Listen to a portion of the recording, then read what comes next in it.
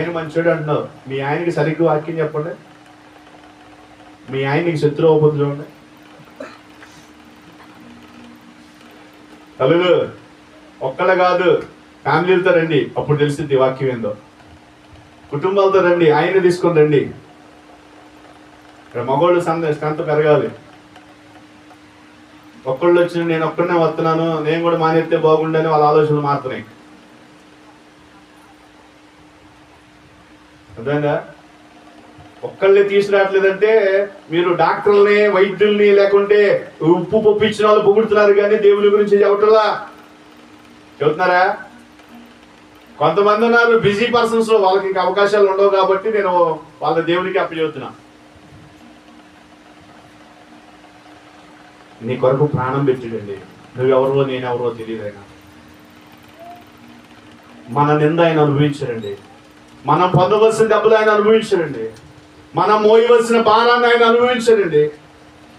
మనం ముఖాన ఉమ్మి వేయబడిన ఉమ్మిని ఆయన వేయించుకున్నాడండి. మనము తినవలసినటువంటి కొరడా దెబ్బలు, మనం వేలాడవలసిన భూమికి ఆకాశాల మధ్యన వేలాడవలసిన శిక్ష ఆయన అనుభవించాడు. దీన్ని ప్రచారం చేయగలుగుతావా? ఏ కాడికి ఎన్నిసార్లు వెళ్ళాం, ఎంతమంది తిన్నాం, ఏం కూర వండాం, ఏం పువ్వు వండాం, ఎవరు తింటారు, ఎవరు పెడతారు పువ్వా, ఏ ప్రార్థన పెడితే ఎవరు పలహారం పెడతారు, ఇది కాదండి. ఇది ఈ జానడి పొట్టే లేకపోయినా 30 రోజులు బతకొచ్చు, గోవ లేకపోయినా 30 రోజులు బతకొచ్చు. ఒక్క రోజైనా దేవుని కొరకు బ్రతికి చూడు. ఒక్క రోజైనా క్రీస్తుని గురించి, ఇదిగో ఈ రోజు నేను 5గురికి చెప్పానయ్యా, ఈ రోజు 10 మందికి చెప్పానయ్యా, ఈ రోజు 8 మందికి చెప్పానయ్యా, ఈ రోజు ఎంతమందికి చెప్పానయ్యా అని చెప్పి చూడు. నీ సంతోషం ఎలా ఉంటుందో చూడు.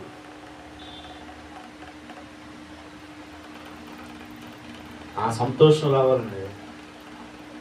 ఆ సంతోషంలో నువ్వు ఉంటే పరలోకములో పరిశుద్ధులు కోట్ల దూతలు కూడా నిన్ను బట్టి సంతోషించే వారికి ఉంటారు. ఆ సంతోషం కావాలి. ఇలా అబ్బాయిని చూసి మురుసుకొని, అమ్మాయిని చూసి మురుసుకొని, లేకుంటే వేసే డ్రెస్సులు చూసో, వచ్చిన సంపాదన చూసో లెక్కేసుకొని దిండి కింద పెట్టి లెక్కేసుకొని బీరోలో పెట్టి అవి చూసుకొని ఈ ఆనందం ఈ కాసేపే. నేను డబ్బు వద్దంటే డబ్బు అవసరమే నీకు, అర్థమైందా? డబ్బు లేకపోతే లోపల వాల్యూ ఎవరో, డబ్బు లేకపోతే నీకు ఎంత మాటగారిపోయినా నేను తుస్కారం గోంగూరలో పురుగు తీసేస్తారు. కానీ ఆ విలువనిచ్చే దేవునికి ప్రాధాన్యత ఇవ్వు. అందుకే ఆయన ఒక మాట అంటాడు, నన్ను ఒప్పుకోకుండా, అర్థమైందండి, నన్ను అనేకుల ముందు ఎవడు ఒప్పుకోడో దేవుడు కూడా అనేకుల ముందు ఆయన మనల్ని అంగీకరించినట్ట. చాలా మంది యేసుక్రీస్తుని చెప్పాలంటే అమ్మో మమ్మల్ని క్రైస్తవులు అంటారేమో, మేము ప్రార్థనకి వెళ్తాం అనుకుంటారేమో అని యేసుక్రీస్తుని అనేకులకు చెప్పరు. అందుకేనేమో మన వాళ్ళని ఏమన్నా మాట్లాడమంటే అమ్మో మాకు భయం అండి అని అంటారు. రేపొద్దున ఆయన కూడా నిన్ను గురించి అంటాడు కదా, వాళ్ళ గురించి చెప్పాలంటే నాకు కూడా ఏంటంట భయమే. మీరు ఇక్కడికి వస్తే అందరిని మార్చేస్తారు కాబట్టి మీ రూట్ వేరయ్యారు, మా రూట్ మార్చేస్తారు. అందుకనే ఇంకొక మాట చూద్దాం. కొరింథీయులకు రాసినటువంటి 2వ పత్రిక 12వ అధ్యాయము 8వ వచనం. అన్ని శ్రమలు అనుభవిస్తున్న పౌలుకి దేవుడు ఒక ముళ్ళును పెట్టినటువంటి సందర్భాన్ని కనబడుతున్నట్ట. చదవండి పెద్దగా.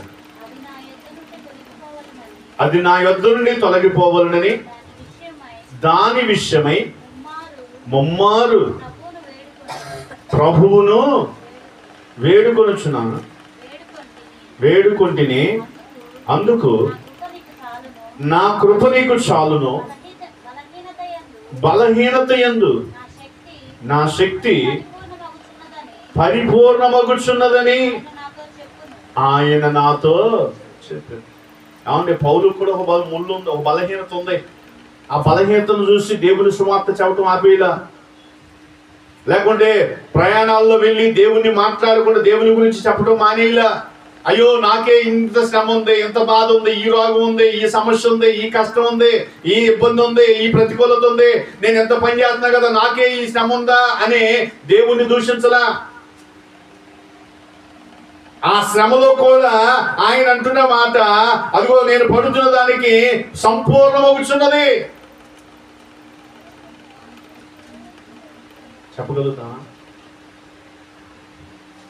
చెప్పగలుగుతామండి. మరి అలా చెప్పలేనప్పుడు దేవుడి దగ్గర బహుమానం ఎలా వస్తుందండి? సంతోషం ఎలా ఉంటుంది? సంతోషం ఎలా వస్తుంది? ఆనందం ఎలా ఉంటుంది? ఆయన ఏడుస్తున్నాడు కదా మన గురించి. నీ కన్న కొడుకు మాట లేదు, నువ్వు ఎంత ఏడుస్తున్నావో, నీవు రక్షించబడ్డ నీవు సంఘములో ఉన్న నీవు సరిగా జీవించలేదని మన గురించి కూడా ఆయన ఏడుస్తున్నాడు. నువ్వు కనపడుతున్నావు, ఆయన కనపడతలేదే తేడా. నీ కూతురు మాట్లాడలేదని, నీ కూతురు సరైన జీవితం లేదని, నీ కూతురు నీకు అనుకూలంగా కుటుంబంలో అనుకూలంగా లేదని నీ కూతురుని బట్టి ఏడుస్తున్నావు. నా కుమార్తె సంఘములో ఉంది కానీ నాకు ఉపయోగపడతలేదని ఆయన కూడా మన గురించి ఏడుస్తున్నాడు. ఆ ఏడుపుని ఎవరు తొడగలుగుతారు? ఆ ఏడుపు తుడిచినప్పుడే నిజమైన సంతోషం. ఆ ఏడుపు కోసం ప్రయాసపడు. ఆయనను ఓదార్చడానికి, ఆయనను సమాధానపరచడానికి సంతోషపడు. నీ కొడుకు కష్టం వస్తే, అయ్యో నా కొడుకు కష్టంలో ఉన్నాడే, నా కొడుకు బాధలో ఉన్నాడే, నా కూతురు బాధలో ఉంది, నా సంతానం బాధలో ఉందని ఏడ్చి ఏడ్చి ఏడ్చి ఏడ్చి అనేకులకు ప్రచారం చేస్తావు కదా.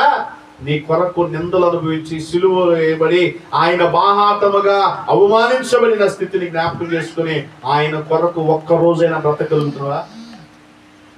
ఆయన కొరకు ఒక్క రోజైనా నేను దేవుని పని కొరకు నేను బ్రతుకుతున్నానని సమర్పించుకోగలుగుతున్నా?